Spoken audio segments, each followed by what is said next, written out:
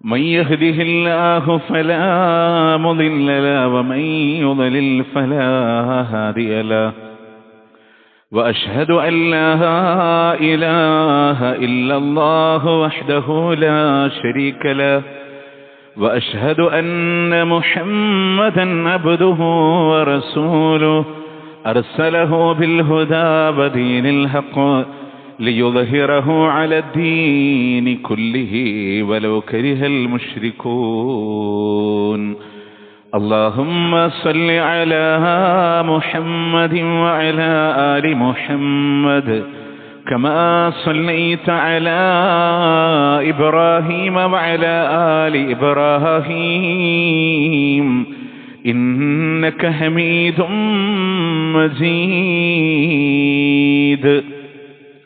وبارك على محمد وعلى آل محمد كما باركت على إبراهيم وعلى آل إبراهيم إنك حميد مجيد أما بعد فإن خير الكلام كلام الله وخير السنن سنن محمد صلى الله عليه وسلم وشر الأمور محدثاتها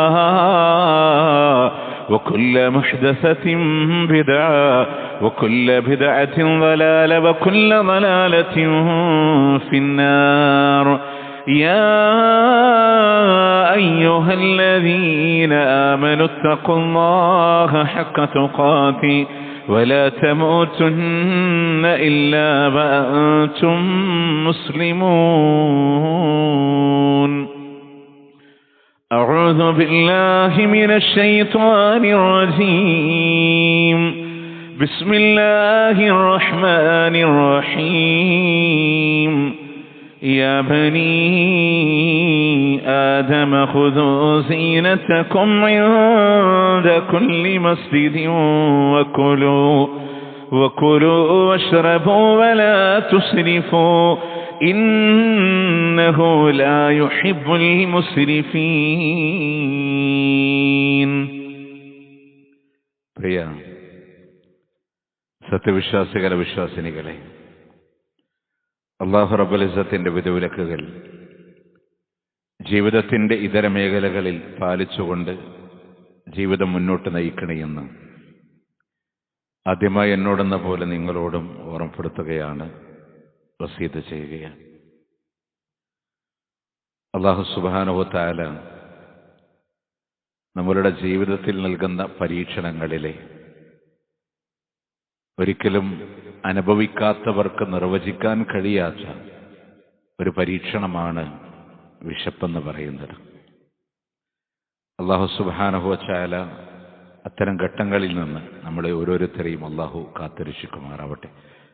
പ്രിയമുള്ളവരെ, അല്ലാഹു തീർത്തു പറഞ്ഞിട്ടുള്ള ഒരു വിഷയം വിശുദ്ധ ഖുർആനിലെ സൂറത്ത് ബഖറയിലെ 155-ാമത്തെ ആയത്തിൽ അല്ലാഹു പറഞ്ഞത്, വലനബ്ലുവന്നകും ബിശൈഇൻ മിനൽ ഖൗഫി വൽ ജൂഅ്. വിശപ്പ് കൊണ്ട്, ഭയം കൊണ്ട് അല്ലാഹു നിങ്ങളെ പരീക്ഷിക്കുകയും തന്നെ ചെയ്യുന്ന, പരീക്ഷിക്കുമെന്നൊരു വാക്കല്ല അല്ലാഹു അവിടെ ഉപയോഗിച്ചത്.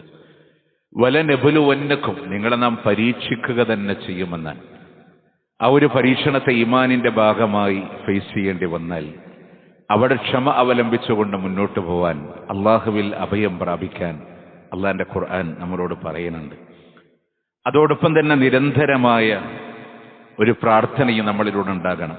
ആ വിശാലമായ പ്രാർത്ഥനയുടെ ഒരു തലത്തിൽ മഹാനായ പ്രവാചകൻ സല്ലല്ലാഹു അലൈഹി വസല്ലമ പഠിപ്പിച്ച അല്ലാഹുമ്മ ഇന്നി അഊദു ബിക മിനൽ ജൂഅ്, അള്ളാഹുവേ വിശപ്പിൽ നിന്ന് ഞാൻ നിന്നോട് കാവൽ ചോദിക്കുന്നു എന്നുള്ളതാണ്.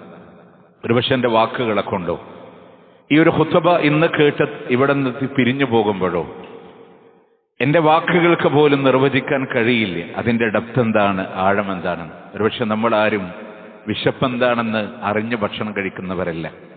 ഒരുപക്ഷെ ഡോക്ടേഴ്സ് കുറിച്ചു തരുന്ന കുറിപ്പിന്റെ അടിസ്ഥാനത്തിൽ സമയത്തിന് ഭക്ഷണം മരുന്ന് കഴിക്കുന്നത് പോലെ ക്ലോക്ക് നോക്കി ഭക്ഷണം കഴിക്കുന്നവരാണ് നമ്മൾ. ആവി പറക്കുന്ന ഭക്ഷണം വേണമെന്ന് വാശി പിടിക്കുന്നവരാണ് നമ്മൾ. നിലത്ത് വീഴുന്ന ഒരു ഭക്ഷണം താഴെ വീണ് കഴിഞ്ഞാൽ നമ്മളുടെ മക്കളെങ്ങാനും അതെടുത്ത് കഴിക്കുമ്പോൾ നമ്മൾ പറയും അത് കഴിക്കണ്ട, അത് കളഞ്ഞേക്ക് എന്ന് പറയുന്നവരാ നമ്മൾ. പക്ഷെ നമ്മൾ അറിയണം എന്താണ് ഇതിൽ ഇസ്ലാം നൽകുന്ന അധ്യാപനങ്ങൾ, എന്താണ് സമൂഹത്തിൽ വരാനിരിക്കുന്ന ചില പാഠങ്ങളെ ഉൾക്കൊള്ളാൻ. നമ്മളെപ്പോലെ മജ്ജയും മാംസയുമുള്ള നീരുണങ്ങാത്ത മനുഷ്യരുള്ള പശ്ചിമേഷ്യയുടെ അങ്ങേ തലക്കിൽ വിശക്കുന്നുണ്ട്. ഗസക്ക് വിശക്കുന്നുണ്ട്. അവിടുത്തെ മക്കൾ അനുഭവിക്കുന്ന നൊമ്പരങ്ങളെ ഒന്ന് ചേർത്ത് വെച്ച് പഠിക്കാൻ വേണ്ടി മാത്രം ചില കാര്യങ്ങൾ നിങ്ങളുടെ ശ്രദ്ധയിൽ ഓർമ്മപ്പെടുത്തുകയാണ്. വിശപ്പിന്റെ വിലയെന്താണെന്ന് മനസ്സിലാക്കുമ്പോഴാണ് അള്ളാഹു തന്ന അനുഗ്രഹത്തിന്റെ വലിപ്പം എന്താണെന്ന് നമുക്ക് മനസ്സിലാക്കാൻ സാധ്യമാകൂ എന്നുള്ളതാണ്. നമ്മൾ പലപ്പോഴും പറയലുണ്ട്, നോമ്പെന്ന് പറയുന്ന ഒരു അവസ്ഥ അള്ളാഹു താല നമ്മളെ പഠിപ്പിച്ച് എന്തിനാണ്? വിശപ്പ് എന്താണെന്ന് അറിയാനാണ്. കേവലം 14 മണിക്കൂർ 15 മണിക്കൂറാണ് നമ്മുടെ ഫാസ്റ്റിങ്ങിന്റെ നോമ്പിന്റെ സമയം നമ്മളൊക്കെ കേരളത്തിലുള്ളവരൊക്കെ അനുഭവിക്കാറുള്ളത്. അതിലൊരു ഉച്ച സമയം വരുമ്പോൾ നമുക്കൊരല്പം ക്ഷീണവും പട്ടിണിയൊക്കെ വന്നാലും നമുക്കൊരു പ്രതീക്ഷ ഉണ്ട്. മഗ്‌രിബായി കഴിഞ്ഞാൽ വിശിഷ്ടമായ ഭക്ഷണങ്ങളെ കൊണ്ട് സജ്ജമാക്കി, അത്രയുള്ളൂ നമ്മുടെ വിശപ്പിന്റെ അവസ്ഥ. എന്നിട്ട് പോലും മുത്തുനബി സല്ലല്ലാഹു അലൈഹി വസല്ലം നമ്മളോട് പറഞ്ഞു, ലിസ്വാഇമി ഫർഹത്താൻ, ഒരു നോമ്പുകാരന് 2 സന്തോഷമുണ്ട്. ഒന്ന് നോമ്പിന്റെ വലിയ പ്രതിഫലമായ അള്ളാഹിനെ കണ്ടുമുട്ടുമ്പോഴുള്ള സന്തോഷമാണെങ്കിൽ, ഭൗതികമായി നോമ്പ് തുറക്കുമ്പോൾ ഭക്ഷണം കാണുമ്പോൾ നോമ്പുകാരനുള്ള സന്തോഷമാണ്. ഒരല്പസമയത്തെ ഒരു ഫാസ്റ്റിങ്ങിൽ പോലും നമ്മൾ വിശപ്പിന്റെ വില പൂർണ്ണമായിട്ട് അറിയുന്നില്ലെങ്കിൽ പോലും നമുക്കറിയാം ആ ഒരു അവസ്ഥയിലൂടെ നമ്മൾ എങ്ങനെ കടന്നു പോകുന്നു എന്നുള്ളതാണ്. അതുകൊണ്ട് അള്ളാഹുവിന്റെ ദീന് പറഞ്ഞു, ഒരു മൃഗത്തിന്റെ വിശപ്പ് പോലും നിങ്ങൾ പരിഗണിക്കണമെന്ന് പഠിപ്പിച്ച അള്ളാന്റെ ദീൻ. ഒരു മൃഗത്തിന്റെ വിശപ്പ് പോലും നിങ്ങൾ നോക്ക്. ഒരു പൂച്ചയെ ഭക്ഷണം കൊടുക്കാതെ കെട്ടിയിട്ടതിന്റെ പേരിൽ നരകമുണ്ടെന്ന് പഠിപ്പിച്ചത് അള്ളാന്റെ മതമാണ്. വിശന്ന് വലഞ്ഞ ഒരു നായക്ക് വെള്ളം കൊടുത്തതിന്റെ പേരിൽ സ്വർഗമുണ്ടെന്ന് പഠിപ്പിച്ചതും അള്ളാഹുവിന്റെ ദീനാണ്. ഫീ കുല്ലി കബദിൻ റതബത്തിൻ അജ്ർ, പച്ചക്കരളുള്ള എന്തിനോട് നിങ്ങൾ ഗുണം ചെയ്യണേ എന്ന് പഠിപ്പിച്ചതും അള്ളാന്റെ ഇസ്ലാമാണ്. നിങ്ങൾ നോക്ക്, ആ നായ, നമ്മൾ പലപ്പോഴും പറയും നായ മുസ്ലിങ്ങൾക്ക് കണ്ടുകൂടാത്ത ജീവിയാണ് അല്ലേ? ആ നായ പാത്രത്തിൽ തലയിട്ടാൽ 7 തവണ കഴുകണമെന്ന് പഠിപ്പിച്ചു. നേരെ മറിച്ച് നായയോട് കാരുണ്യം കാണിക്കണ്ടെന്ന് അള്ളാന്റെ ദീന് പറഞ്ഞില്ല. അതിന് വെള്ളം കൊടുത്തതിന്റെ പേരിലാണ്. ഒരു പൂച്ചയെ കെട്ടിയിട്ട് പട്ടിണി കിടത്തിയതിന്റെ പേരിലാണ് നരകത്തിലേക്ക് പോകേണ്ടി വന്നത് എന്നതും ചരിത്രങ്ങളിലൂടെ പഠിപ്പിക്കുമ്പോൾ, പ്രിയമുള്ളവരെ, അത് മനുഷ്യനും ഇതിൽ വിശക്കുന്നവരെ ഭക്ഷണം കൊടുക്കാൻ പറഞ്ഞപ്പോ മുസ്ലിമനെന്ന് പറഞ്ഞിട്ടില്ല, മുസ്ലിമിന് മാത്രമെന്ന് പറഞ്ഞില്ല. ജാതികൾക്കും മതങ്ങൾക്കും അവിടെ പ്രസക്തിയില്ലായിരുന്നു. എല്ലാവർക്കും വിശക്കുന്നവനാണോ മൃഗങ്ങളാണോ മനുഷ്യരാണോ നിങ്ങൾ പരിഗണിക്കണമെന്നുള്ളതാണ്. കാരണം ഒരു ലേഖനത്തിൽ വായിച്ചതുപോലെ വിശപ്പെന്ന ഒന്ന് ഇല്ലായിരുന്നുവെങ്കിൽ ഒരു മൃഗവും വേടന്റെ വലയിൽ കയറില്ലായിരുന്നു.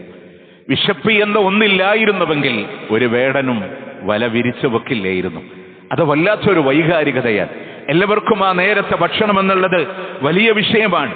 അതുകൊണ്ട് തന്നെ പ്രിയമുള്ളവരെ, ആ പച്ചക്കറിലുള്ള ഏതൊരു മനുഷ്യരോടും നമ്മളൊക്കെ പലപ്പോഴും തന്നെ ഇസ്ലാമിന്റെ പ്രൗഢിക്ക് വേണ്ടി എന്നുള്ള രൂപത്തിലൊക്കെ ഒരു ജാടയായിട്ട് പറയുന്ന ഒരു വാക്കുണ്ട്, അയൽവാസി പട്ടിണി കിടക്കുമ്പോ സ്വന്തം വയറ് നിറക്കുന്നവൻ എന്നിൽപ്പെട്ടവനല്ല.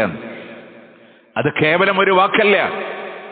മലയാള ഭാഷ കൃത്യമായി അറിയാതിരുന്ന അറബികളുടെ കച്ചവട സംഘങ്ങൾ സൈനുദ്ദീൻ മഖ്ദൂമിന്റെ തുഫത്തുൽ മുജാഹിദീൻ പോലെയുള്ള ഗ്രന്ഥങ്ങളെ പരിശോധിക്കുമ്പോൾ കാണാം, അവർ കേരളത്തിലൂടെ ഇന്ത്യയിലേക്ക് കച്ചവട യാത്രകളായി കടന്നു വരുന്ന സന്ദർഭങ്ങളിൽ ഹിജറ 5 എന്ന് പോലും അവിടെ പറയപ്പെടുന്നുണ്ട്. ആ പശ്ചാത്തലങ്ങൾ കേരളത്തിന്റെ കൊടുങ്ങല്ലൂര് പോലെയുള്ള മേഖലകളിൽ കച്ചവട വാണിജ്യ ആവശ്യാർത്ഥം കടന്നു വരുമ്പോ അറബികൾക്കുണ്ടായിരുന്ന ഒരു കൾച്ചർ ഉണ്ടായിരുന്നു. ഭക്ഷണത്തിന്റെ പൊതികൾ നിവർത്തി വെക്കുമ്പോ അയൽവാസികൾ ചുറ്റുമുള്ളവർ ഭക്ഷണം കഴിച്ചോ എന്ന് അന്വേഷിക്കുന്നവരുടെ സംസ്കാരം, അത് ഇസ്ലാമിന്റെ മനോഹരമായ ഒരു സംസ്കാരമായിരുന്നു. നമ്മളൊക്കെ എത്ര ഭക്ഷണങ്ങളാണ് കൊണ്ടുപോയി തള്ളിക്കളയുന്നത് എന്നുള്ളതാണ്. ഒരു വില മനസ്സിലാക്കാൻ വേണ്ടി മാത്രം പറയാം. മലയാളികളൊക്കെ ഏറ്റവും കൂടുതൽ വായിച്ചിട്ടുള്ള ഒരു ചെറുകഥയിൽ ഇസ്ലാമിന് അതിന് പാഠമുണ്ട്. അതുകൊണ്ടാണ് നിങ്ങളോട് പറയണേ. കേവലം ഒരു ചെറുകഥ എന്നുള്ള രീതിയിൽ ഒതുക്കാൻ വേണ്ടി പറഞ്ഞതല്ല. ഒരു ഹാജിയാരുടെ വീട്ടിലെ 6000-ഓളം ആളുകൾക്ക് ഭക്ഷണം വെച്ചുള്ള കല്യാണത്തിൽ നെയ്യും മസാലകളും ചേർത്ത ബിരിയാണികൾ ധാരാളമായി ബാക്കി വന്നപ്പോ ഒരു അന്യസംസ്ഥാന തൊഴിലാളിയോട് അത് കുഴിച്ചു മൂടാനായി ആവശ്യപ്പെട്ടപ്പോ ആ മനുഷ്യൻ അത് കുഴിയിലേക്ക് ചവിട്ടിത്താറ്റുമ്പോൾ അയാളുടെ കണ്ണിങ്ങനെ നിറഞ്ഞൊലിക്കുന്നുണ്ടായിരുന്നു. അതിന് കാരണം നിറവയറുള്ള ഗർഭിണിയായ അദ്ദേഹത്തിന്റെ ഭാര്യ ആഗ്രഹമായി അദ്ദേഹത്തിനോട് ആവശ്യപ്പെട്ടത് എനിക്ക് ബസുമതി റൈസിലെ കുറച്ച് ഭക്ഷണം കഴിക്കണം എന്നായിരുന്നു. അദ്ദേഹത്തിന് അന്ന് പണമില്ലായിരുന്നു. 50 ഗ്രാം അരി മാത്രം തന്റെ ഭാര്യയ്ക്ക് പ്രിയതമക്ക് അദ്ദേഹം എത്തിച്ചു കൊടുക്കുമ്പോൾ അതിൽ നിന്ന് ഓരോ മണികളായി പറക്കത്തുന്ന ആസ്വാദനത്തോടെ തന്ന സ്ത്രീ അവരുടെ കുഞ്ഞിന് പേര് വെച്ചതാണത്രേ ബസുമതി എന്ന. ദിവസങ്ങൾ കഴിഞ്ഞില്ല, പട്ടിണിയുടെ കാഠിന്യം മൂലം ആ കുഞ്ഞ് മരണപ്പെട്ടു പോയതാണ്. അതോർത്ത പിതാവാണ് അത് ചവിട്ടിത്താറ്റുന്നത് എന്ന് പറയുമ്പോൾ, പ്രിയമുള്ളവരെ, ഒരു ഹോട്ടലിൽ നിന്ന് ഭക്ഷണം കഴിച്ച് വേസ്റ്റാക്കുമ്പോൾ അല്ലാഹു തആല അതിനെ കണക്കാക്കുക, ആ റിസ്ക് കഴിക്കാൻ അല്ലാഹു കണക്കാക്കുക പല മനുഷ്യരുമുണ്ട്. അതുകൊണ്ടൊരിക്കലും പട്ടിണി മറന്നുള്ളൊരു കളി നമ്മളുടെ ജീവിതങ്ങളിലൂടെ ഉണ്ടാകരുത് എന്നുള്ളത് നമ്മൾ ആലോചിക്കണം. ഇന്ന് ചങ്ങരംകുളത്തിന്റെ തഖ്വ പള്ളിയുടെ മിമ്പറിൽ നിന്ന് ഞാൻ നിങ്ങളോട് സംസാരിക്കുമ്പോ 1.5 മാസങ്ങൾക്ക് പുറകിലെ, ഒരുപക്ഷേ ഓഗസ്റ്റ് മാസത്തിലെ 8-ാം തീയതിക്ക് മുമ്പുള്ള വെള്ളിയാഴ്ച ഗാസയുടെ പള്ളിയിൽ നടന്നൊരു ഖുത്ബയുണ്ട്. ഇതുപോലത്തെ സൗകര്യമുള്ള പള്ളിയില്ല. തൽക്കാലം സജ്ജമാക്കി വെച്ച പള്ളിയിൽ നടന്ന ആ ഖുത്ബയുടെ ഭാഗം ഞാൻ നിങ്ങളെ ഒന്ന് കേൾപ്പിക്കാം. ലാ അഖ്ദിറു അലൽ കലാം ബിസബബിൽ ജൂഅ്. എനിക്ക് വിശപ്പ് കൊണ്ട് നിങ്ങളോട് സംസാരിക്കാൻ കഴിയുന്നില്ല എന്ന് ഖതീബ് പറയാണ്. വലാ തഖ്ദിറൂന അല സിമാഇ ബിസബബിൽ ജൂഅ്.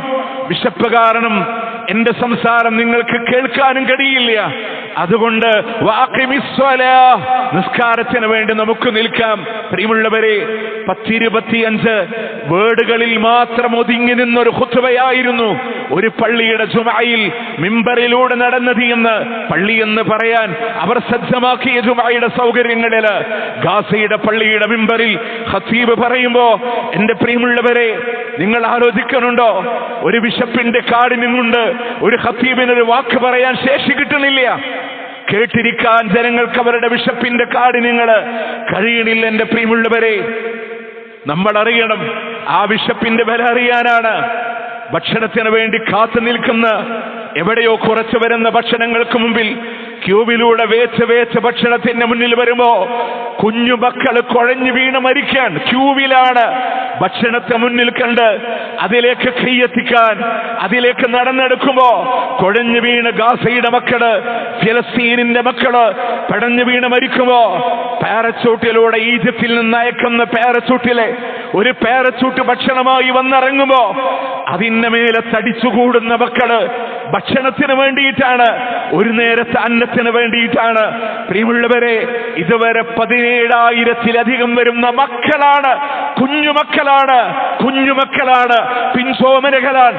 17,000-ത്തിലധികമാണ് പട്ടിണി കൊണ്ട് ലോകത്തോട് വിട പറഞ്ഞത്. ഫലസ്തീനിന്റെ മണ്ണിൽ നിന്ന് എന്ന യാഥാർത്ഥ്യത്തെ നമ്മൾ തിരിച്ചറിയണം. മുലപ്പാല് കൊടുക്കാൻ ഉമ്മാന്റെ മാറിടത്തിൽ നിന്ന് ഒരു തുള്ളി പാല് കിട്ടാതെ, പോഷകാഹാരമില്ലാതെ ഒന്നും കഴിക്കാൻ കഴിയാത്ത ചോര പൈതലുകളാണ് ലോകത്തോട് വിട പറയുന്നത്. പശ്ചിമേഷ്യയുടെ ഗാസയെ, ഫലസ്തീനെ, നിങ്ങളോട് മാപ്പ് എന്ന് പറയാറില്ലാതെ ലോക മുസ്ലിമീങ്ങൾക്ക് കഴിയുന്നുണ്ടോ? എന്തെങ്കിലും ഒന്നിന് കഴിയുന്നുണ്ടോ? എന്റെ പ്രിയമുള്ളവരെ, ആ മക്കളെ ചിരിച്ചിട്ടല്ലാതെ ലോകത്തിന് അവസാനമില്ല. അള്ളാന്റെ സ്വർഗം ഒരുങ്ങിക്കഴിഞ്ഞിരിക്കുന്നു. ഫിത്രത്തിലൂടെ വിട പറഞ്ഞ മക്കളെ, നിങ്ങളെ സ്വീകരിക്കാൻ അള്ളാന്റെ സ്വർഗം സജ്ജമായിരിക്കുന്നു എന്നുള്ളതാണ്. പ്രിയമുള്ളവരെ, മണ്ണിൽ വീണ ഭക്ഷണങ്ങളെ കഴിക്കണ്ട മക്കളെ ഒന്ന് വലിച്ചെറിഞ്ഞേക്ക് എന്ന് പറയുന്നവരോട് കയ്യിലുള്ള ഒത്തിരി ധാന്യത്തിന്റെ പൊടിയില് കുറച്ച് മണ്ണ് കൂടെ ചേർത്ത് അതുകൊണ്ട് റൊട്ടി ഉണ്ടാക്കി മക്കളുടെ വായിൽ വെച്ചു കൊടുക്കുന്ന ഉമ്മമാരുടെ അവസ്ഥ അറിയുമോ നിങ്ങൾക്ക്? ചോറിൽ കല്ല് കടിക്കുന്നുണ്ട്, ഭക്ഷണത്തിൽ കല്ല് കടിക്കുന്നുണ്ട് എന്ന് പറഞ്ഞ് ഭാര്യക്ക് നേരെ ശകാരവർഷം ഉയർത്തുന്നവരെ, അതങ്ങ് മാറ്റിവെച്ചേക്ക് എന്ന് പറയുന്നവരെ, എനിക്ക് വേണ്ട എന്ന് പറഞ്ഞ് തീന്മേശയിലൂടെ തള്ളിവെക്കുന്നവരെ, തികയാൻ വേണ്ടി മാവിലെ മണ്ണിട്ട് റൊട്ടി ഉണ്ടാക്കി കുട്ടിക്കാലത്ത് കളിക്കുമ്പോ കുഞ്ഞുമക്കളെ പറയും മണ്ണപ്പമുണ്ടാക്കി കഴിക്കാണെന്ന് പറയും. പക്ഷെ അതിനേക്കാൾ വേദനാജനകമായ സാഹചര്യങ്ങളിലൂടെ കഴിഞ്ഞു പോവാണ്. പ്രിയമുള്ളവരെ, ഈ ശബ്ദം ശ്രവിക്കുന്ന ആളുകളോട് വീട്ടിൽ ഉമ്മ ഉണ്ടാക്കുന്ന എളുപ്പത്തിനുള്ള ഭക്ഷണം ഉപ്മാവുണ്ടാക്കി കൊടുക്കുമോ, പുട്ടുണ്ടാക്കി കൊടുക്കുമോ, ഈ വീട്ടിലെന്നും പുട്ടാണോ, ഈ വീട്ടിലെന്നും ഉപ്മാവാണോ എന്ന് ചോദിച്ച് ഉമ്മാന്റെ മേലെ ശകാരവർഷം തീർക്കുന്നവരെ അറിയണേ. നിങ്ങളാ മക്കളെ, നമ്മുടെ വീട്ടിലെ മക്കളോട് നിങ്ങൾ പോയൊരാഗ്രഹം ചോദിക്ക്. നിങ്ങൾ ചോദിക്ക്, നിങ്ങൾക്ക് എന്താ ആഗ്രഹമുള്ളത്? അവർക്ക് സൈക്കിൾ വേണമായിരിക്കാം, അവർക്ക് ബാർബി ടോയ്സുകൾ വേണമായിരിക്കാം. നിങ്ങൾ ചോദിക്കേ, ഫലസ്തീന്റെ മക്കളോട് ചോദിക്ക്, എന്താ ആഗ്രഹം? ഒരു നേരത്തെ ഭക്ഷണം മതിയെന്ന്, ഒരു നേരത്തെ ഭക്ഷണം മതിയെന്ന് ആ മക്കൾ പറയും. അവരല്ലാനും മറന്നിട്ടില്ല. എന്നിട്ടും ഒരു കുഞ്ഞുമോന്റെ ഒരു വീഡിയോ ഹൃദയം തുടച്ചു കയറും. കുട്ടി പറയുന്നുണ്ട്, ഭക്ഷണം കഴിച്ചിട്ട് 3 ദിവസമായി, 3 ദിവസമായി, പക്ഷെ ഞാൻ പുല്ല് കഴിച്ചു, അൽഹംദുലില്ലാ, പുല്ല് കഴിച്ചു, അൽഹംദുലില്ലാ. എല്ലാ സുഭിക്ഷകരമായ ഭക്ഷണം കഴിച്ചിട്ട് ഒരു നേരം അൽഹംദുലില്ലാ എന്ന് പറയാൻ മറന്നിട്ട് ഇറങ്ങിപ്പോണോരെ ആലോചിച്ചു നോക്ക്, ആലോചിച്ചു നോക്ക്. ഇത് സ്വമേധയാലുണ്ടായ ഒരു പട്ടിണിയല്ല, ബോധപൂർവമുള്ള. നിങ്ങളോട് പറയാൻ ചെയ്യാൻ നമ്മളുടെ ശേഷികൾ കുറവായിരിക്കാം. ആദ്യത്തിന്റെ തുടക്കത്തിലൊക്കെ പ്രാർത്ഥനകൾ ഉണ്ടായിട്ടുണ്ടാവും. അപ്പൊ നമ്മൾ പോലും മറന്നില്ലേ? ഉന്മൂലനാശത്തിന് ഒരുങ്ങി നിൽക്കുന്ന ഈ സാഹചര്യത്തിൽ നമ്മൾ പോലും മറന്നില്ലേ? ബോധപൂർവം ഉണ്ടാക്കി തീർത്ത പട്ടിണിയാണ്. കപ്പലുകൾ തടയപ്പെട്ടു കഴിഞ്ഞു, കണ്ടെയ്നറുകൾ തടയപ്പെട്ടു കഴിഞ്ഞു.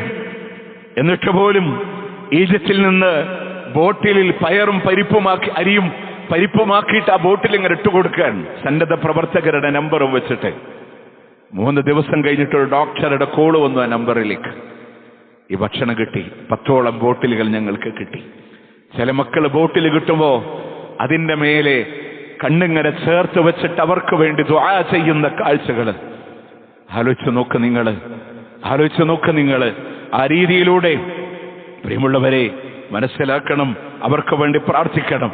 നിങ്ങളത് ആലോചിക്കേണ്ടത് നമ്മുടെ മക്കളാണെങ്കിലും, ആ ക്യൂ നിൽക്കുന്നത് നമ്മുടെ മക്കളാണെങ്കിലും, ഭക്ഷണം കിട്ടാതെ കരയുന്നവർ നമ്മളുടെ മക്കളാണെങ്കിലോ, പ്രിയമുള്ളവരെ നമ്മൾ ആലോചിക്കണം. വിശപ്പെന്ന അഗാംഭീര്യം കിട്ടുന്നത് എന്തും കഴിക്കും. ഒരു പഴം നമ്മളുടെ കയ്യിൽ കിട്ടിയാൽ പഴത്തിന്റെ തോല് കളഞ്ഞ് പഴം തിന്നുന്നവരെ നമ്മൾ, ആ തോലിന് സ്വാദ് കൂടുന്ന സമയം എപ്പോഴാണെന്നറിയോ? പട്ടിണിയുടെ സമയം വന്നാൽ പഴത്തിന്റെ തോലിന് പോലും വലിയ സ്വാദ് വരുന്ന ഒരു സമയമുണ്ട് ജീവിതങ്ങളിലൂടെ. അതുകൊണ്ട് തന്നെ നമുക്കൊന്ന് അവർക്ക് വേണ്ടി പ്രാർത്ഥിക്കാം, അതിൽ നിന്ന് പാഠം ഉൾക്കൊള്ളാൻ. ഇതെന്ന് പള്ളിയിൽ ഇരുന്ന് കേൾക്കും. ഇപ്പൊ നമ്മളുടെ മനസ്സ്, ആരുടെങ്കിലൊക്കെ മനസ്സ് പറയുന്നുണ്ടെങ്കിൽ അതേതോ നാട്ടിലെ കാര്യമല്ലേ. നമ്മളുടെ നാട്ടിലൊന്നും അങ്ങനത്തെ ഒരു അവസ്ഥ വരില്ല, ഒരു പട്ടിണി വരില്ല എന്ന് വിചാരിച്ചിട്ടാണ് ഈ ഖുത്ബ കേൾക്കുന്നതെങ്കിൽ ഒരു വിഷയം കൂടെ അതിന്റെ കൂടെ ചേർത്ത് പറയാൻ. ഇതൊക്കെ കേട്ടിട്ടും ഇസ്രയേലിന്റെ IDF-നോട്, അവിടുത്തെ ഡിഫൻസ് ഫോഴ്സിനോട് അവർ ചെയ്യുന്നത് ശരിയെന്നൊക്കെ പറയുന്ന ആളുകളുണ്ടെങ്കിൽ അവരുടെ മനോനില വളരെ മ്ലേച്ഛമാണ്. നരഹത്യ ചെയ്ത് ആട്ടിയോടിച്ച് അവരുടെ കാമഭ്രാന്ത തീർക്കാൻ അവിടുത്തെ സ്ത്രീകളുടെ അടിവസ്ത്രം ധരിച്ച് സോഷ്യൽ മീഡിയയിൽ പോസ്റ്ററിടുന്ന IDF-ന് അവരുടെ അതേ മനോനില തന്നെയാണ്. അതിനെ ന്യായീകരിക്കുന്നവരുടെയും അവസ്ഥ എന്നുള്ളത് അള്ളാഹുവിനും വേദനിക്കുന്ന മനുഷ്യർക്കും ഇടയിലുള്ള പ്രാർത്ഥനയില്ലേ, ആ പ്രാർത്ഥനയ്ക്ക് മറയില്ല എന്നാണ്, ആ പ്രാർത്ഥനയ്ക്ക് മറയില്ല എന്നുള്ളതാണ്. മാത്രമല്ല, ഇതേതോ നാട്ടിലല്ലേ എന്ന് വിചാരിക്കുന്നവരോട് നമ്മളുടെ ഇന്ത്യ പോലും നടത്തുന്ന ഗൃഹപാഠം അതേ ഉന്മൂലനത്തിന്റെ പാഠമാണെന്ന് മറന്നു കളയുന്നൊരു സാഹചര്യങ്ങൾ ഉണ്ടാവേണ്ട എന്നുള്ളതാണ്. ഇനി നമ്മുടെ നാട്ടിലെ എനിക്ക് നല്ല വീടില്ലേ, കുഴപ്പമില്ലാത്ത സൗകര്യങ്ങളില്ലേ എന്ന് ചിന്തിക്കുന്നവരുണ്ടെങ്കിൽ നിമിഷ നേരം മതി. എന്തുകൊണ്ടാ പറയണെന്നറിയോ? 127 രാജ്യങ്ങൾ ഉൾക്കൊള്ളുന്ന പട്ടിണി സൂചികയിൽ 105-ാമത്തെ സ്ഥാനത്ത് ഇന്ത്യയുണ്ട്. 104 രാജ്യങ്ങളും പട്ടിണിയിൽ, ഇന്ത്യക്കൊക്കെ മുകളിൽ സൗകര്യങ്ങളുള്ളവരാണ്. ആഫ്രിക്കയുടെ പട്ടിണി കിടക്കുന്ന ആഫ്രിക്ക കഴിഞ്ഞാൽ തൊട്ട് പിറകിൽ ഇന്ത്യയുണ്ട്. നമ്മൾ വിചാരിക്കണേ ഈ പ്രൗഢ്യമൊക്കെ ഇങ്ങനെ നിലനിൽക്കുമെന്നാണോ? ആണോ പ്രിയമുള്ളവരെ? നോക്ക് നിങ്ങൾ, 14% ആളുകൾ പോഷകാഹാരക്കുറവ് കൊണ്ട് മരിച്ചുകൊണ്ടിരിക്കാൻ. 35% ആളുകൾ ഇന്ത്യയില് വളർച്ച മുരടിച്ചു പോയ ആളുകളാണ്. 3% കുട്ടികളാണ് 5 വയസ്സിന് മുമ്പേ മരിച്ചുകൊണ്ടിരിക്കുന്നത്. ഇത് ഇന്ത്യയുടെ സാഹചര്യം, നമ്മളുടെ ഇന്ത്യയുടെ സാഹചര്യം. നമ്മൾ ആരും ഇതൊന്നും ഞങ്ങളുടെ നാട്ടിൽ വരൂല എന്നാണോ? അതുകൊണ്ട് പ്രിയമുള്ളവരെ, പരിവർത്തനങ്ങൾ ഉണ്ടാവണം. പരിവർത്തനമുണ്ടാകണം. എവിടെയാ പരിവർത്തനമുണ്ടാകേണ്ടത്? അള്ളാന്റെ ഖുർആൻ പറയാണ്, കുലൂ വശ്റബൂ വലാ തുസ്രിഫൂ. നിങ്ങൾ തിന്നോ, നിങ്ങൾ കുടിച്ചോ, ഒരിക്കലും ധൂർത്ത് കാണിക്കല്ലേ. ഒരിക്കലും ധൂർത്ത് കാണിക്കല്ലേ. തിന്നാനും കുടിക്കാനും പറഞ്ഞു, പക്ഷെ ധൂർത്ത് കാണിക്കുന്ന ഒരു സാഹചര്യം ഉണ്ടാവരുത്. എത്രയാ നമ്മൾ ധൂർത്ത് കാണിച്ചിട്ടുള്ളത്? ഒരു കല്യാണം വെക്കും, ആ കല്യാണത്തിൽ എത്ര ഭക്ഷണമാണ് അനാവശ്യമായി തള്ളിക്കളയാൻ. നമ്മൾ വെക്കണവരും വാങ്ങുന്നവരും ബൊഫയുടെ പേര് പറഞ്ഞ് വാങ്ങിവെച്ച ഭക്ഷണം, നമുക്കറിയാം എൻ്റെ ശരീരത്തിൽ എന്ത് വേണം, ആവശ്യമില്ലാത്തതൊക്കെ വാങ്ങിക്കൂട്ടി ടേബിളിൽ വെച്ച് കടന്നു പോകുന്നവരറിയണില്ല അതിന്റെ വില എത്രയാ കൊണ്ടുപോയി നശിപ്പിക്കുന്നത്. അതുപോലെ തന്നെ ആർഭാടങ്ങളൊക്കെ കാണിച്ചു വെച്ച് മെഹന്തിയും ഹെൽദിയും നോക്കെ ആ ഭാഷകളിൽ പോലുമുണ്ട്. പല കളറിന്റെ പേര് പറഞ്ഞ് കല്യാണങ്ങൾ വെച്ച് ഒരു പെൺകുട്ടിയെ കാണാൻ പോകുമ്പോൾ മനുഷ്യ ശരീരത്തിന് ഉയരത്തിലൂടെ ചോക്ലേറ്റും വാങ്ങിക്കൊടുത്ത്, പ്രിയമുള്ളവരെ, ഒക്കെ മക്കൾ നിർബന്ധിച്ചിട്ട് ഞങ്ങൾ എന്ത് പറയാൻ? ഞങ്ങൾ തൗഹീദൊക്കെ ഉള്ളവരാണ്, സലഫി ആദർശമൊക്കെ ഉള്ളവരാണ്. അതിങ്ങനെ മക്കൾ പറയും, എന്ത് പറയാനാണ്? പ്രിയമുള്ളവരെ, ഒരു ചോക്ലേറ്റ് പോയിട്ട് മനുഷ്യ ഉയരത്തിൽ വേണ്ട ഒരു തരി ഭക്ഷണത്തിന് വേണ്ടി കരഞ്ഞു കയറി നിൽക്കുന്ന സാഹചര്യങ്ങൾ ഉണ്ടാവാതിരിക്കാൻ സൂക്ഷിക്കുന്നത് നല്ലതായിരിക്കുമെന്നുള്ളതാണ്. ഇന്ന് ബാപ്പയുണ്ട്, വാങ്ങിച്ചു കൊടുക്കാൻ ആളുകളുണ്ട്. പക്ഷെ നിങ്ങൾക്കറിയോ, നാളെ നമ്മളില്ലാത്ത സാഹചര്യം വന്ന് ഒരു പ്ലേറ്റുമായി യതീംഖാനയുടെ മുമ്പിലൂടെ പ്ലേറ്റ് പിടിച്ച് കാത്തു നിൽക്കുന്ന നമ്മുടെ മക്കളെ ചിന്തിക്കാൻ പറ്റുമോ? അള്ളാന്റെ പരീക്ഷണങ്ങൾ ഏത് അടിസ്ഥാനത്തിലൂടെ കടന്നു വരുന്നുവെന്ന് പറയാൻ എനിക്കോ നിങ്ങൾക്കോ കഴിയില്ല കേട്ടോ. അതുകൊണ്ട് ആർഭാട കല്യാണത്തിന് കളമൊരുക്കുന്നവർ ഒരാലോചനയുടെ തീരുമാനമെടുക്കുന്നത് നല്ലതായിരിക്കും. എന്റെ എല്ലാ നിക്കാഹ് ഖുതുബകളിൽ ഞാൻ പറയലുണ്ട്, ഗാസക്കും ഫലസ്തീനും വേണ്ടി ദുആ ചെയ്യലുണ്ട്. അങ്ങനെങ്കിലും ആളുകളൊന്ന് മനസ്സിലാക്കട്ടെ, നമ്മുടെ സന്തോഷത്തിലാണ് സുഭിക്ഷകരമായ ഭക്ഷണങ്ങൾ കഴിച്ചുകൊണ്ടിരിക്കാൻ. ബാപ്പാ, ഭക്ഷണം വേണ്ട, ഒരു പാക്കറ്റ് ബിസ്ക്കറ്റ് നമ്മുടെ മക്കൾ ആവശ്യപ്പെട്ട് വാങ്ങിച്ചു കൊടുക്കാൻ കഴിയാത്ത നിസ്സഹായ അവസ്ഥ വരുമ്പോ ഉരുകി നിൽക്കുന്നത് എങ്ങനെയായിരിക്കുമെന്ന് ഒരുപക്ഷെ എനിക്കോ നിങ്ങൾക്കോ ഏതെങ്കിലും ഒരു സന്ദർഭത്തിൽ ബോധ്യപ്പെട്ടിട്ടുണ്ടാവും. കൂടുതലൊന്നും പറയുന്നില്ല. ഒരു പാക്കറ്റ് ബിസ്ക്കറ്റിന് വേണ്ടി മക്കൾ ചോദിക്കുമ്പോ, പക്ഷെ അത് നമുക്ക് താങ്ങാൻ കഴിയണില്ലെങ്കിൽ ഭക്ഷണം പോലും ഇല്ലാത്ത അവസ്ഥകൾ എന്തായിരിക്കും? അതുകൊണ്ട് ഇസ്റാഫ്, ഇന്നല്ലാഹ ലാ യുഹിബ്ബുൽ മുസ്രിഫീൻ, ധൂർത്ത് കാണിക്കുന്നവരെ അല്ലാഹ്ക്ക് ഇഷ്ടല്ല കേട്ടോ. അനാവശ്യമായി ഭക്ഷണത്തിലാവട്ടെ, ഏത് മേഖലയിലാവട്ടെ, ഹോട്ടലിലൊക്കെ ഭക്ഷണം കഴിച്ചിട്ട് അതവിടെ ടേബിളിൽ ഇട്ട് പോവാന് ഒരു മടിയില്ലാത്ത ആളുകൾ. ഞാൻ വല്ലാഹി ഇന്നത്തെ ഖുതുബ നിങ്ങളോട് സെലക്ട് ചെയ്യാനുള്ള കാരണം എന്തെന്നറിയാം? ഇന്നലെ കോക്കൂരിന്ന് ക്ലാസ് കഴിഞ്ഞ് തിരിച്ചു പോകുമ്പോ ഒരു കട്ടൻ കാപ്പി കുടിക്കാൻ വേണ്ടി ഭക്ഷണം ഒരു ലോറി ഡ്രൈവർ എൻ്റെ മുമ്പിൽ വന്ന് ഭക്ഷണം കഴിച്ചു. അയാൾ ഭക്ഷണം ഓർഡർ ചെയ്ത് കൈ പോലും വെച്ച് നോക്കാതെ അവിടെ ഭക്ഷണം ഇട്ട് പോയപ്പോ അയാൾ വന്നിട്ട് അത് ഇങ്ങനെ വേസ്റ്റിൽ തട്ടിപ്പോയപ്പോ ഞാനൊരു ചെറിയ മൊബൈലിൽ ഇങ്ങനെ ഒരു ഗാസയുടെ ഒരു റീൽ ഇങ്ങനെ കണ്ടതാണ്, ഗാസയുടെ ചെറിയൊരു ഷോട്ട്. അപ്പൊ എനിക്ക് തോന്നി ഇത് ആളുകളെ പറയണം. ഇന്ന് ഞാൻ പുരുഷന്മാർക്ക് ചെയ്യാൻ പാടില്ലാത്ത കാര്യങ്ങളാണ് ഇന്ന് ഖുതുബ തയ്യാർ ചെയ്ത് വെച്ചത്. അത് പറയണമെന്ന് തോന്നിയത് കൊണ്ടാണ് ഈ ഖുതുബ ഞാനിവിടെ ക്രമീകരിച്ചത്. നിങ്ങൾ നോക്ക്, അള്ളാഹ്ക്ക് ഇഷ്ടമില്ല ധൂർത്ത് കാണിക്കുന്നവരെ. കുറെ ഭക്ഷണം വാങ്ങി നമ്മൾ എന്തിനാ മടിക്കണേ? ഭക്ഷണം കഴിക്കണ്ടെന്നോ പോകണ്ടെന്നൊന്നല്ല. കുടുംബത്തോടെ പുറത്തു പോയി ഭക്ഷണം കഴിക്കുമ്പോൾ ബാക്കിയുണ്ടെങ്കിൽ അതൊന്ന് പൊതിഞ്ഞു തരണമെന്ന് പറയാൻ, അടുത്ത നേരം ഒന്ന് വീട്ടിൽ വന്ന് കഴിക്കാൻ. എന്തിനാ പ്രിയമുള്ളവരെ നമ്മൾ മടി കാണിക്കണത്? എന്തിനാണ്? എവിടെയാ നമുക്ക് ജാട ജീവിതത്തിലൂടെ കടന്നു വരുന്നത്? അതുപോലെ തന്നെ ഉമ്മമാരോട്, സ്വന്തം വീട്ടിലെ ഭക്ഷണം പോലും ഇങ്ങനെ വേസ്റ്റിൽ തള്ളുന്നവരോട് അളന്നെടുത്തുപയോഗിക്കണേ. ഒരൽപ്പം കുറവെന്നാലും ഒരു മണി പോലും ബാക്കി വരാതെ അളന്നെടുത്തുപയോഗിക്കണേ എന്ന് പറയാൻ എന്തുകൊണ്ടെന്നറിയോ? ഒരുമിച്ചിരുന്ന് ഭക്ഷണം കഴിക്കുക, അള്ളാഹു ബറക്കത്ത് നൽകും. വാപ്പി ഉമ്മയും മക്കളൊക്കെ കൂടെ ഒരുമിച്ചിരുന്ന് ഭക്ഷണം കഴിച്ച് ഉള്ള ഭക്ഷണം സംതൃപ്തിയോടെ കഴിക്കുമ്പോ ഒരൽപ്പം കുറവെന്നാലും മനസ്സും നിറയും, വയറും നിറയും. നേരെ മറിച്ച് വാരി വലിച്ച് വയറും നിറച്ചൊറ്റക്കിരുന്ന് കഴിച്ചുപോയി ഉറക്കില്ലാതെ വിമ്മിഷ്ടമടിച്ച് കിടക്കുന്നവരെ അള്ളാന്റെ ബറക്കത്ത് അതിലുണ്ടാവില്ല. അതുകൊണ്ട് നമ്മൾ ആലോചിക്കണം. മുത്തനബി സല്ലല്ലാഹു അലൈഹി വസല്ലമ നമ്മളോട് പറയാ, നിലത്ത് വീടുന്നൊരു ഭക്ഷണമല്ലേ, അതിൽ പോലും നിങ്ങൾ ശ്രദ്ധ കാണിക്കണം കേട്ടോ, നിങ്ങൾ ശ്രദ്ധ കാണിക്കണം കേട്ടോ. ഒരു ഭക്ഷണത്തിന്റെ ഉരുളയെങ്ങാനും ഭക്ഷണമെങ്ങാനും താഴെ വീണാൽ ഉപദ്രവമുണ്ടാകുന്ന മാലിന്യങ്ങൾ അതിൽ നിന്ന് ഒഴിവാക്കണേ. വലിയ അതിനെ നിങ്ങൾ ഭക്ഷിക്കണമെന്നാണ്.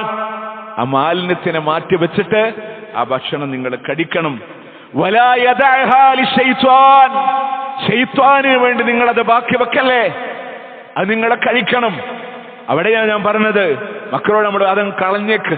എത്ര ലാഘവത്തിൽ നമ്മൾ പറയാ, അത് കളഞ്ഞേക്ക്, വേറെ തരാലോ. ഹറാമും ആർഭാടവും അനാവശ്യവും മക്കളെ പഠിപ്പിച്ച് നമ്മളാൻ. ഒരു പെൻസിൽ ചോദിക്കുമ്പോൾ ഒരു ബോക്സ് പെൻസിൽ കൊടുക്കും, ഒരു റബ്ബർ ചോദിച്ചു ഒരു പാക്ക് റബ്ബർ കൊടുക്കും, ഒരു മിഠായി ചോദിക്കുമ്പോൾ ഒരു പാക്കറ്റ് മിഠായി വാങ്ങിക്കൊടുക്കും. വില അവരറിയണില്ല, അതെടുക്കണ്ട, കളഞ്ഞേക്ക് എന്നാ പറയാ. അള്ളാന്റെ മുത്തുനബി സല്ലല്ലാഹു അലൈഹി വസല്ലം പറയാണ്, ആ ഉപദ്രവം, അതിൽ മാലിന് എന്തെങ്കിലും മണ്ണോ അത് തട്ടി മാറ്റിയിട്ട് ബാക്കി മക്കൾക്ക് വേണ്ടി കൊടുക്ക. നെയ്യിന്റെ മേലെ ഒരു എലീനെ കണ്ടിട്ട് എന്ത് ചെയ്യണമെന്ന് പറഞ്ഞപ്പോ എലിയും അതുമായി ബന്ധപ്പെട്ടത് ഒഴിവാക്കിയിട്ട് ബാക്കി ഉപയോഗിക്കാൻ പറഞ്ഞ ഇസ്ലാമിന്റെ മാധുര്യമുള്ളൊരു ആദർശമല്ലേ. നിങ്ങൾ നോക്ക്, പട്ടിണി വരുമ്പോ നിലത്ത് വീണത് എടുക്കും. നിങ്ങൾ ജസ്റ്റ് ഒന്ന് ഗാസേനെ പഠിച്ചോക്ക്. ഭക്ഷണ വിതരണത്തിന് തിക്കും തിരക്കും കൂട്ടി വന്നെന്ന് അവസാനം കിട്ടിയവരതൊക്കെ ആയിട്ട് ഓടുമ്പോ കിട്ടാത്ത മക്കളുണ്ട്. അവരവസാനം ചെമ്പൊക്കൊന്ന് തുടച്ചു നോക്കും, അതും കിട്ടാത്ത മക്കളുണ്ട്. ആ തിരക്കിൽ ഇങ്ങനെ പോകുമ്പോ നിലത്ത് വീണ് വറ്റുള്ള മണ്ണ് അവിടെ നിന്ന് ഇങ്ങനെ വാരിയിട്ട് തിന്നെ. മണ്ണ്, ഒരു പിടി മണ്ണിൽ 2-3 വറ്റുണ്ടായിരിക്കും. അത് തിന്നാണ്. എന്നിട്ടാ നമ്മളിങ്ങനെ വലിച്ചെറിയണേ. മുത്തുനബി സല്ലല്ലാഹു അലൈഹി വസല്ലം പറയാ, ആ അഴുക്ക് കളഞ്ഞിട്ട് ആ ഭക്ഷണം നിങ്ങൾ കഴിക്കുക. അത് ശൈത്വാനിന് വേണ്ടി ഒരിക്കലും നിങ്ങൾ ഉപേക്ഷിച്ച് കളയരുതേ എന്ന് അള്ളാന്റെ മുത്തുനബി സല്ലല്ലാഹു അലൈഹി വസല്ലം. പാത്രത്തിലെ എന്തെങ്കിലുമൊക്കെ വാരി വലിച്ചത് അവിടെ ഇട്ട് പോണ ആളുകളുണ്ട്. മുത്തുനബി പറഞ്ഞു, അള്ളാന്റെ ബർക്കത്ത് വേണ്ടേ നിങ്ങൾക്ക്, അള്ളാന്റെ ബർക്കത്ത് വേണ്ട നിങ്ങൾക്ക്. നിനക്ക് എവിടെ ബർക്കത്ത് ഉണ്ടാവുമെന്നറിയില്ല. അതുകൊണ്ട് മുഴുവനായിട്ട് ആ പാത്രം മുഴുവനായിട്ട് കഴിക്കണം. നമ്മളുടെ വിരലിൽ പോലും ഒരു ഭക്ഷണം ബാക്കി വെക്കുന്ന ഒരു സാഹചര്യം ഉണ്ടാവരുത്. ഒക്കെ നമുക്ക് ആളുകൾക്കിന്ന് മോശമല്ലേ, നാണക്കേടല്ലേ. അത് പാശ്ചാത്യ ഈ 6-ാം നൂറ്റാണ്ടിൽ വണ്ടി കിട്ടാത്ത ആളുകളുടെ സംസ്കാരമല്ലേ. ഈ പറയുന്ന ആളുകളെ വിരല് പോലും കടിച്ചു തിന്നുമെന്ന് തോന്നിപ്പോവും ചില മക്കളെ കണ്ടാലേ. വിശപ്പുണ്ട്. അതുകൊണ്ട് നമ്മൾ കഴിക്കുന്ന ഭക്ഷണത്തിൽ വിരലുകളെ വൃത്തിയാക്കി. മുത്തുനബി സല്ലല്ലാഹു അലൈഹി വസല്ലം കാന ഇദാ അകല തുആമ, ഭക്ഷണം കഴിച്ചാൽ ലഅക അസ്വാബിഅഹു 3 പ്രാവശ്യം വിരലുകളൊക്കെ വൃത്തിയാക്കും വായ കൊണ്ട്. അതിനെ നമ്മൾ ദീന് പറയുമ്പോൾ നമ്മൾ സമ്മതിക്കില്ല. ശാസ്ത്രം പറയും അതിൻ്റെ കൂടെ വെള്ളം കുടിക്കണേക്കാളൊക്കെ നല്ലത്, നമ്മളുടെ ദഹനത്തിനൊക്കെ നല്ലത്, അവിടെ ഉൽപ്പാദിപ്പിക്കപ്പെടുന്ന ഉമിനീർ ഗ്രന്ഥികളുടെ പ്രവർത്തനമൊക്കെ വന്ന് ഒന്നുകൂടെ എളുപ്പം എന്ന് പറഞ്ഞാൽ ശാസ്ത്രം പറഞ്ഞോ എങ്കിൽ റെഡിയാണ്. മുസ്നബി പറഞ്ഞോ, അവിടെ നമ്മൾ കുറച്ച് പുറകിലാണ് അല്ലേ. അള്ളാന്റെ ഹബീബ് സല്ലല്ലാഹു അലൈഹി വസല്ലമ മനുഷ്യന്റെ നന്മക്ക് നിരക്കാത്തതൊന്നും നമ്മളോട് പഠിപ്പിച്ചിട്ടില്ല.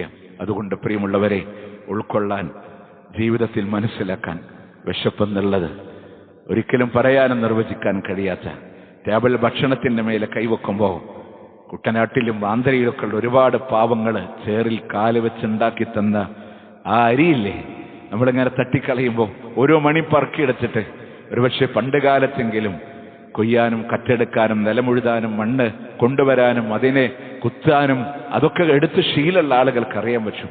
ഒരുപാട് അധ്വാനങ്ങൾ കഴിഞ്ഞിട്ടാണ്. ഒക്കെ ഒരു വിലയില്ലാതെ ഏതോ കച്ചവടത്തിന് തന്ത്രം മെനഞ്ഞോൻ വിലപേശിയിട്ട് ആ സാധുക്കളിൽ നിന്ന് കുറഞ്ഞ വിലക്കെടുത്ത് ഇവിടെ കൊണ്ടുവന്ന് തന്നപ്പോ അതിനൊന്നും വിലയില്ലാതെ തള്ളുന്നവർ ഒരുപാട് ആളുകളുടെ അധ്വാനമുണ്ട്, ഒരുപാട് കഷ്ടപ്പാടുകളുണ്ട്. എൻ്റെ പടച്ചോൻ എനിക്ക് കണക്കാക്കി തന്ന റിസ്ക്കാണ്. ഇതിൽ ഞാൻ ദൂർത്ത് കാണിക്കില്ല, അനാവശ്യം കാണിക്കില്ല, പാഴാക്കില്ല. മറ്റുള്ളവർക്ക് കൂടെ നൽകാനുള്ളൊരു മനസ്സുകൂടെ കാണിച്ച് മുന്നോട്ട് പോവാൻ നമ്മൾ ശ്രദ്ധിക്കണം. അല്ലാഹു സുബ്ഹാനഹു വ തആല അനുഗ്രഹിക്കുമാറാവട്ടെ.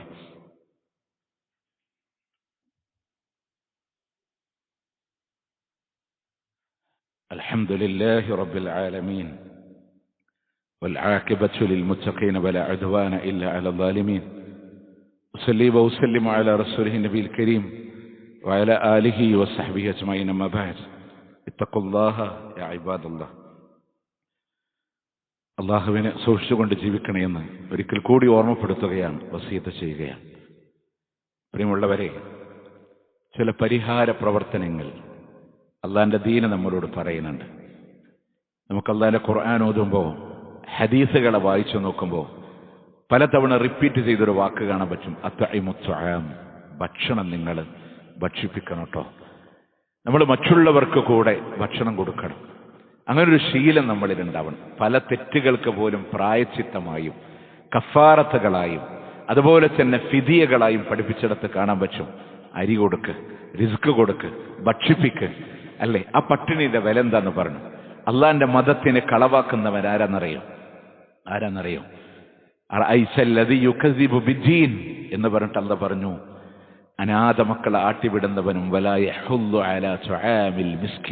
പാവപ്പെട്ടവന് ഭക്ഷണം കൊടുക്കാത്തവന് മാത്രമല്ല, കൊടുക്കുന്നതിൽ പ്രോത്സാഹനം കൊടുക്കാത്തവനാണ്, അല്ലേ? ചുരമാർഗം അവർ വിട്ടുകിടന്നില്ല. ഫലഖതഹമൽ അഖബ വമാ അദ്റാകമൽ അഖബ ഫഖു റഖബ, അടിമകളെ മോചിപ്പിക്കലും അടിമ സ്ത്രീകളെ.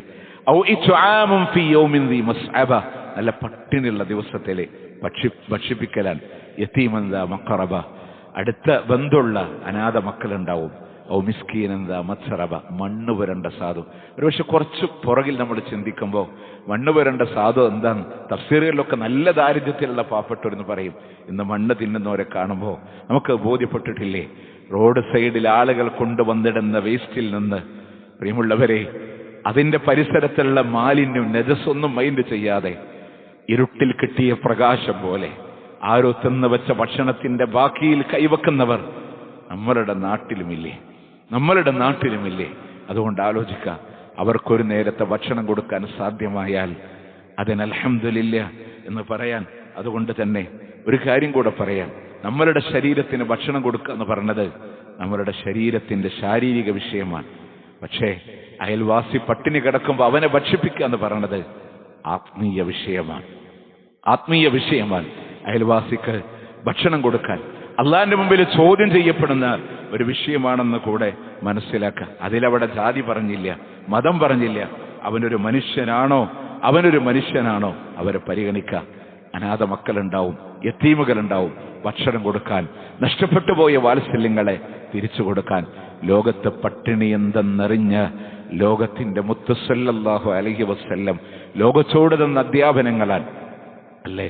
ഒരു ഉമ്മാനെ പറ്റി പോലും പറയുന്നിടത്ത് സ്വർഗത്തിലേക്ക് അടുത്തുനിന്ന് മുത്തുനബി പറഞ്ഞൊരു വാക്കുണ്ട്. അവരിങ്ങനെ 3 കാരക്ക അവരുടെ കയ്യിൽ കിട്ടുമ്പോൾ അവർ 2 മക്കളുടെ കയ്യിൽ ഓരോന്നിങ്ങനെ കൊടുത്തിട്ട് കയ്യിലുള്ള കാരക്ക വായിൽ വെച്ച് കടിക്കുമ്പോഴേക്ക് മക്കൾ ആർത്തിയോടെ കഴിച്ചിട്ട് ഉമ്മാക്ക് നേരെ കൈനീട്ടി പറഞ്ഞു, ഉമ്മ വിശക്കനുണ്ട്. ആ കാരക്ക കയ്യിലെടുത്ത് 2ആയി കീറി 2 മക്കളുടെ കയ്യിൽ വെച്ച് കൊടുത്ത ഒരു ഉമ്മാന്റെ കഥ പറഞ്ഞു മുത്തുനബി സല്ലല്ലാഹു അലൈഹി വസല്ലം. ഈ ലോകത്തുനിന്ന് വിട പറയുന്ന സമയം വരെ ഒരു നേരം പോലും വയറ് നിറച്ച് ഭക്ഷണം കഴിച്ചിട്ടില്ലാച്ച നമ്മുടെ മുത്ത് നേതാവ് സല്ലല്ലാഹു അലൈഹി വസല്ലം വഫാത്തിന്റെ അവസാന നിമിഷങ്ങളിലും ഒട്ടിയ വയറുമായി ലോകത്തോട് വിട പറഞ്ഞ ലോകത്തിന്റെ പ്രവാചകൻ സല്ലല്ലാഹു അലൈഹി വസല്ലം അള്ളാന്റെ ഹബീബിന്റെ കൂടെ ജീവിക്കുമ്പോൾ ഇരുട്ടത്തെ തപ്പി നടന്നിരുന്നു. ഒരു വിളക്ക് കത്തിച്ചു വെക്കാമായിരുന്നില്ല ഉമ്മ? ഒരു വിളക്ക് കത്തിക്കാനുള്ള എണ്ണ കിട്ടിയിരുന്നെങ്കിൽ അതെങ്കിലും കുടിച്ചുകൊണ്ട് ഞങ്ങള് ഭക്ഷണം കഴിക്കുമായിരുന്നു എന്ന് പറഞ്ഞ ആയിഷത്തു സിദ്ദീഖ റളിയല്ലാഹു അൻഹ, പ്രവാചകന്റെ വീട്ടിലെ 3 ഹിലാലുകൾ മാസപ്പിറവി കണ്ട ഞങ്ങൾ ആ 3 മാസപ്പിറവിക്കടയിൽ ഒരു പുക ഉയരുന്നത് മുത്തനബി സല്ലല്ലാഹു അലൈഹി വസല്ലമയുടെ വീട്ടിൽ നിന്ന് ഞങ്ങൾ കണ്ടിട്ടില്ല എന്ന് പറഞ്ഞ സഹാബ. യുദ്ധത്തിന്റെ രണഭൂമിയിൽ കടങ്ക് കുഴിക്കുമ്പോൾ വയറിന്റെ മേലെ കല്ല് വെച്ച് കെട്ടി അധ്വാനിക്കാൻ മനസ്സ് കാണിച്ച മുത്തനബി സല്ലല്ലാഹു അലൈഹി വസല്ലം ഉറക്കല്ലാതെ രാത്രി സമയത്ത് ഇറങ്ങുമ്പോൾ അവിടെ അബൂബക്കർ സിദ്ദീഖ് റളിയല്ലാഹു അൻഹു, എന്തേ അബൂബക്കറെ വിശപ്പാ നബിയെ? അള്ളാന്റെ മുത്തനബിക്കും വിശപ്പാണ്. അവിടെ അപ്പുറത്ത് ഉമർ റളിയല്ലാഹു അൻഹു, എന്തേ ഉമർ രാത്രി ഉറങ്ങാത്തത്? വിശപ്പാ റസൂലേ. നിങ്ങൾ നോക്ക്, അൻസാരിയായ സഹാബിയുടെ തോട്ടത്ത് പോയി ആ അൻസാരിയായ സഹാബി ആ പാതിരാവിലെ പറിച്ചു കൊടുത്ത ഈത്തപ്പഴം മുത്തനബി അബൂബക്കർ റളിയല്ലാഹു അൻഹുവിന്റെ ഉമർ റളിയല്ലാഹു അൻഹുവിന്റെ കൈവെള്ളയിൽ വെച്ച് കൊടുക്കുമ്പോൾ, അബൂബക്കറെ, ഉമറെ, വിശന്ന് വലഞ്ഞ് കിട്ടി ഈത്തപ്പഴല്ലേ, ഇതിനെപ്പറ്റി അള്ളാഹു നാളെ നമ്മളോട് ചോദിക്കൂട്ടോ എന്ന് പഠിപ്പിച്ച മുത്തനബി സല്ലല്ലാഹു അലൈഹി വസല്ലം കിട്ടിയ റിസ്ക് അള്ളാഹു ചോദിക്കാനുള്ളതാണ്. സൂറത്ത് അബസ ഹൃദയം തട്ടി വായിക്കണേ. അള്ളാഹു തന്ന ഭക്ഷണങ്ങളും സൗന്ദര്യങ്ങളും ആ ഭക്ഷണങ്ങളുടെ തോട്ടങ്ങളുടെ അനുഗ്രഹവും അള്ളാഹു തആല പറയുന്നുണ്ട്.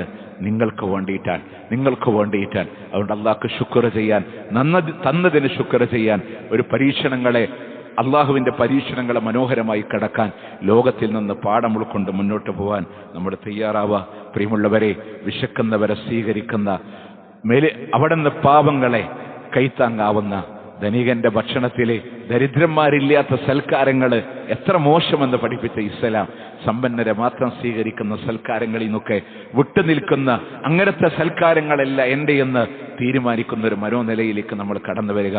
മദീന എന്ന് പറയുന്നത്, മദീനത്തുർ റസൂലില്ല എന്ന് പറയുന്നത് ഒരു നാടിൻ്റെ പേര് മാത്രമല്ല, ഒരു സംസ്കാരത്തിൻ്റെ പേര് കൂടെയാണ്. പട്ടിണിയായി കടന്നു വന്നവരെ എല്ലാം കൊടുത്ത് സ്വീകരിച്ച മദീന. നമ്മളുടെ നാട്ടിലും മദീനകൾ ഉണ്ടാവട്ടെ, നമ്മളും മദീനക്കാരായി മാറുന്ന ഒരു സാഹചര്യങ്ങൾ ഉണ്ടാവട്ടെ. അങ്ങനത്തെ ഒരു അവസ്ഥയിലൂടെ മുന്നോട്ട് പോകാൻ നമ്മൾ ശ്രദ്ധിക്കുക. അല്ലാഹു സുബ്ഹാനഹു വ തആല അനുഗ്രഹിക്കുമാറാവട്ടെ. ഒരുപക്ഷെ പാവപ്പെട്ട വീടുകൾ നോക്കി നമ്മൾ യാത്ര ചെയ്യുമ്പോൾ മനോഹരമായ വീടുകളൊക്കെ ഉണ്ടാവും നമ്മുടെ നാട്ടിലെ, ഉള്ളിലെ അവസ്ഥകൾ നമുക്കറിയില്ല. അവിടുത്തെ ഗൃഹനാഥന്റെ വേർപാടായിരിക്കാം, ജോലി നഷ്ടപ്പെട്ടവരായിരിക്കാം, രോഗത്തിന്റെ പരീക്ഷണങ്ങളായിരിക്കാം, മരുന്നിന് പോലും പണമെത്താത്തവരായിരിക്കാം. ആ വീടിന്റെ അകങ്ങളെ തിരിച്ചറിയാൻ അവിടൊക്കെ നമ്മളെന്ന മനുഷ്യന്റെ നന്മ ഉണരാനുള്ളൊരവസ്ഥകളെ നമ്മൾ ഉണ്ടാക്കി തീർക്കണം. പ്രിയമുള്ളവരെ, നമ്മളുടെ കൂടെ സഹപ്രവർത്തകനായും ഈ പള്ളിയുടെ ആദ്യ കാലഘട്ടങ്ങളിൽ നമ്മളിവിടെ സ്ഥിരമായി ജുമക്കുണ്ടായിരുന്ന, പിന്നീട് മറ്റു പള്ളി വന്നപ്പോൾ, ആലങ്കോട് പള്ളി വന്നപ്പോൾ അവിടുത്തെ ആളുകൾ മാറിയപ്പോൾ അങ്ങോട്ട് മാറിയ നമ്മുടെ ഹമീദ് സാഹിബ് ഈ സമയത്ത് അദ്ദേഹം ഓപ്പറേഷൻ തിയേറ്ററിലാണ്. കാർഡിയാക്കുമായി ബന്ധപ്പെട്ടുള്ള സർജറി നടക്കുകയാണ് ഒരു ഭാഗത്ത്.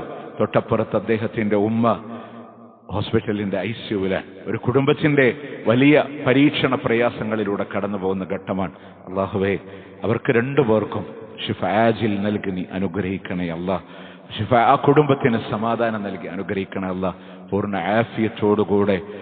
ആഫിയത്തോടുകൂടെ തിരിച്ചു വരാനും നിന്റെ മാർഗത്തിൽ ജീവിക്കാനും പ്രവർത്തിക്കാനും തൗഫീഖ് നൽകി അനുഗ്രഹിക്കണേ അല്ലാഹ്. ഒരുപാട് ആളുകൾ ദുആ കൊണ്ട് വസിയത്ത് ചെയ്തവരുണ്ട്.